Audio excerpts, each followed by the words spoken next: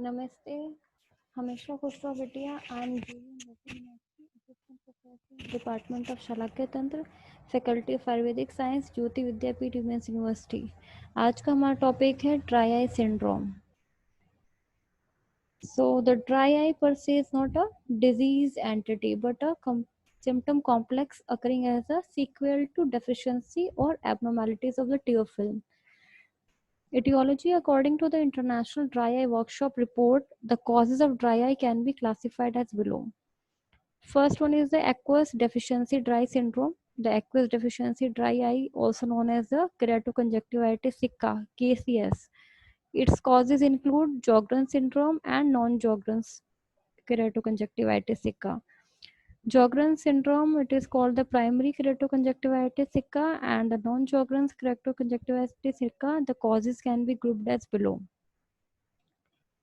The primary age-related hyposecretion, lacrimal gland deficiencies, lacrimal gland duct obstruction, reflex hypersecretion. The primary age-related hyposecretion is the most common cause. Lacrimal gland deficiencies are seen in conjunctival lacrima, infiltrations of lacrimal gland, for example, in sarcoidosis, tumors, post-radiation fibrosis of lacrimal gland, and surgical removal. The next is lacrimal gland duct of obstruction as seen in old trachoma, chemical burns, cicatricial pemphigoid, and Stevens-Johnson syndrome. The fourth cause is a reflex hyposecretion. The neurogenic causes as seen in familial dysautonomia, Parkinson disease, reflex sensory block, reflex motor blade, seventh cranial nerve damage, reduced corneal sensations after refractive surgery, and corneal lens wear. Next is the evaporative dry eye. It is caused by the conditions which decrease the tear film stability and thus increase the evaporation. Causes can be grouped as meibomian gland dysfunction, lack of thalamus, defective blinking, vitamin A deficiency, and other factors. The clinical features, the symptoms suggestive of dry eye include irritation, foreign body sensation, feeling of dryness, itching, non-specific ocular discomfort, and chronically sore eyes not responding to a variety of drops instilled earlier.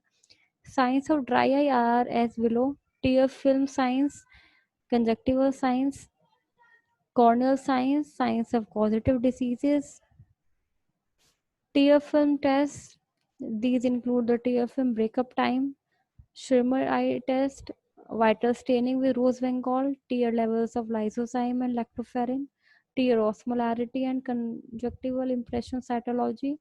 Out of these, breakup time, Schirmer eye test, and rose bengal staining are more important, and when any of these two are positive, diagnosis of dry eye syndrome is confirmed. First is the tear film breakup, BUT. It is the interval between a complete blink and appearance of first randomly distributed dry spot on the cornea. It is noted after instilling a drop of fluorescein and examining in a cobalt blue light of a slit lamp, but is an indicator of adequacy of mucin component of tears. Its normal values range from 15 to 35 seconds. Values less than 10 seconds imply an unstable tear film. You can see the image of the tear breakup viewed with fluorescent stain on a patient with dry eye. Dry spots are indicated by the dark areas that appear on the cornea. Second test is the Schirmer eye test. It's measure total tear secretions. It is performed with the help of 5 into 35 mm strip of Whitman 41 filter paper, which is folded 5 mm from one end and capped in the lower fornix at the junction of lateral 1/3 and medial 2/3. The patient is asked to look up and not to blink. You can see the image of Schirmer eye test, and patient is allowed not to close the eyes. After 5 minutes, wetting of the filter paper strip from the bent end is measured. Normal values of Schirmer eye test are more than 15 mm. Values of 5 to 10 mm are suggestive of moderate to mild keratoconjunctivitis sicca and less than 5 mm of severe keratoconjunctivitis sicca. Next test is the Rose Bengal staining. It is very useful test for detecting even mild cases of KCS. Depending upon the severity of cases, three staining patterns A, B, C, and C have been prescribed. C patterns represents mild or elderly cases with fine punctate stains in the interpalpebral area. B, the moderate cases with extensive staining, and A, the severe cases with confluent staining of the conjunctiva and cornea.